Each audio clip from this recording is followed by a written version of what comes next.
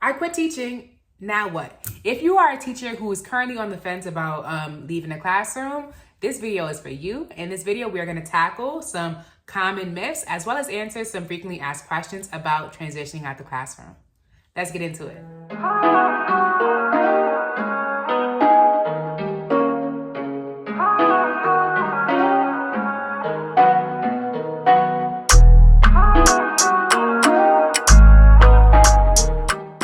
Doing now. So this is actually my second role after leaving the classroom. I started off as an educational consultant, and now I'm currently a school partnership manager. That means that I work with schools as they implement our EdTech solution. So it's pretty cool because you get to work with teachers and district leaders and administrators, and you're still supporting teachers. I remember often being in PDs, and I always thought, well, were they even a teacher? Do they understand our pain, our struggle? And so it feels good to be able to support school leaders, teachers, knowing that I have an educational background and I'm able to support them in ways that they appreciate. The first myth is leaving the classroom means that you are leaving your purpose. And it's not everyone is called to this work, okay? Being a teacher, you have to be built for this. But I challenge you to shift your mindset. Me not being in the classroom doesn't mean that I am not working on education. Instead, I feel like my purpose has evolved. Instead of being in one classroom in one school building, I'm actually able to partner with multiple schools across the district, across the city. And so I'm able to amplify my reach. And so if you think that your purpose is gone once you leave the classroom, I challenge you to think again. Leaving the classroom does not mean that you're leaving education. You can still have an impact in many different ways. Think about it, superintendents, chancellors, all of them at one point were teachers and they left the classroom to make that impact. So think about it as you amplifying the impact that you made in your school, but actually bringing it to a larger audience. Another myth is that no one outside of education will value your skills. And let me tell you right now, you are wrong, okay? Teachers make some of the best employees because we are literally in the business of learning. And because we are in the business of learning, we can learn anything and teach anything, right? Like as teachers, we learn how to backwards plan. We learn how to identify misconceptions. We learn how to check for understanding. And so you can apply that to any industry. And because we have just like that knack for understanding material, understanding how learning works, and also synthesizing it to make it easier for other people, we're able to thrive in many other industries. So if you haven't done so already, I actually talk about other industries that are great for teachers who are trying to transition. So check out that video as well. But you have so many transferable skills. Don't believe that lie, okay? Another myth is that other roles are less stressful than teaching. And I gotta say, kind of, sort of, okay? So I think that with teaching, there is this tendency to take work home. There is this tendency to just go to sleep, think about work, wake up, think about work. Your brain is constantly on. So there's definitely that tension when it comes to just having a work-life balance when it comes to teaching. But in other roles, success is measured differently. And so sometimes those metrics of success can also make you a little stressed out too, right? So if you are in sales, success is measured by your quota. Have you sold a certain amount of your product? If you are an educational consultant, success is often measured by your feedback. Are the teachers, administrators that have partnered with you, do they feel like your feedback is relevant, that it directly correlates and supports their teachers and their administrators? If you are in instructional design, are your modules helpful? Are people able to pass your modules? Do they understand the pamphlets that you created, right? So success is measured differently, and because it is measured differently, that can make it a little stressful. So I think that every job has stress. I just think that the stress is a little different. Like, I'm not going to sleep thinking about work. I can kind of close my laptop and move on with my day, and I think that that's just like a different shift with teaching. So there's still stress. There's always stress. It's just, it looks a little different. And the most burning question, do you regret teaching?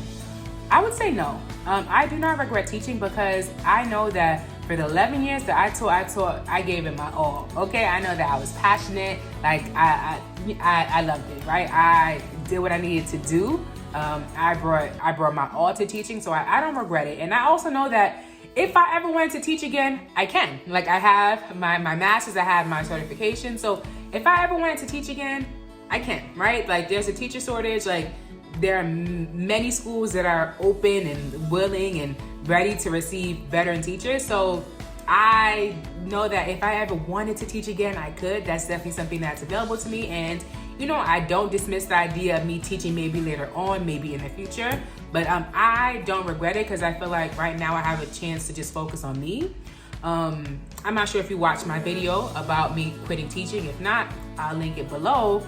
But I started teaching at 21, and that's a very young age. And I think that because I started teaching at such a young age, I did not focus enough on just like myself. I think that instead of learning myself, instead of being self-aware, I just threw myself into my job. And so in this season, I'm really learning to relearn myself, to learn about what makes me happy.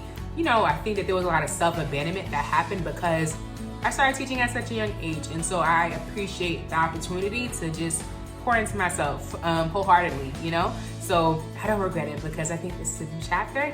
And I know I can always go back if I wanted to. How did I know that it was time to leave? That's another question that I always get. I think that this is really different for everyone.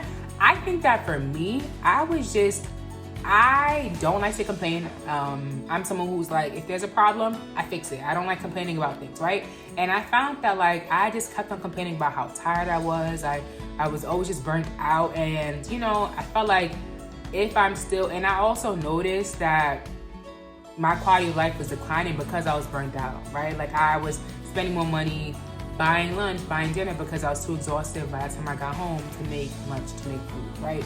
So I think that because I noticed that I continued to complain about the same thing, about being burnt out, and I also just didn't like my quality of life. When you are burnt out, you don't have that same spark that you normally have. You don't even have the energy to indulge in the things that bring you joy. You aren't able to connect with your loved ones in a way that you want to because you're always so burnt out. So that's how I knew it was time for me to leave, because I kept on complaining about the same thing, but also I was just exhausted, right? I was just tired all the time, and it's very difficult I knew that I wanted to focus on other things. I love creating content, and I love doing other things outside of teaching. And if one part of my life is taking over everything else, then that means that something needs to shift. So self-care helped me realize that hey, I need to make a lifestyle shift in order to really be me again. And so that's how I knew it was time for me to leave. What's the hardest part about leaving? And so for me, the hardest part was the guilt, the initial guilt of leaving.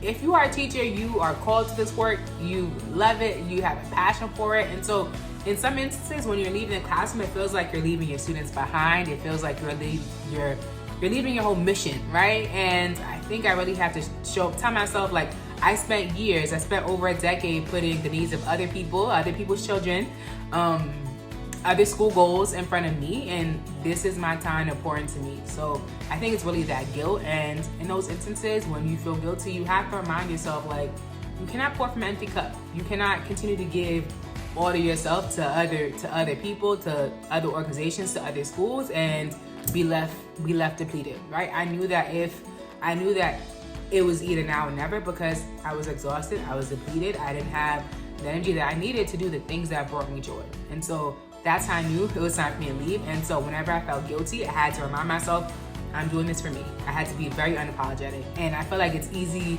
to say, put yourself first. It's a very catchy phrase, right? It's very catchy to say that, but sometimes your mind needs a second to catch up with your heart, right? Your mind knows it's important to put yourself first, but your heart might still be with the kids and it might still feel guilty. So you need to give yourself a second to not feel guilty, not feel bad for leaving, and just be unapologetic about that journey. So if you're thinking about leaving the classroom, my advice to you is to take the time to reflect. Take the time to really think about, what do you truly want in this next chapter of your life? Are you severely burnt out? Do you need to put in better boundaries in place? Create a self-care routine so that you are not burning yourself out? Or do you need to explore different career options that might be related to some of your passions, right? Only you can make that decision. Just think it's always important to have the information that we need to make those. Also, if you need more support making that decision, I have different resources that are available to you. I have different videos about creating boundaries, about having self-care, creating a self-care routine. Check out my playlists that are on my page. And I also have an ebook for transitioning out of the classroom if that's something that you choose to do. Again, this is a very personal decision. So these are some tools that can help you along that journey. And so I'd love to hear from you. So are you someone who's currently burned out and you're not sure whether you want to leave the classroom or where you want to go? Are you someone who's actively in the process of transitioning and looking for different work? Or are you fully transitioned? Are you already in another role outside of teaching? Would love to hear. And you know, if you made it all the way to the end, we are besties, so go ahead and subscribe. Keep on pouring into yourselves and catch you next time.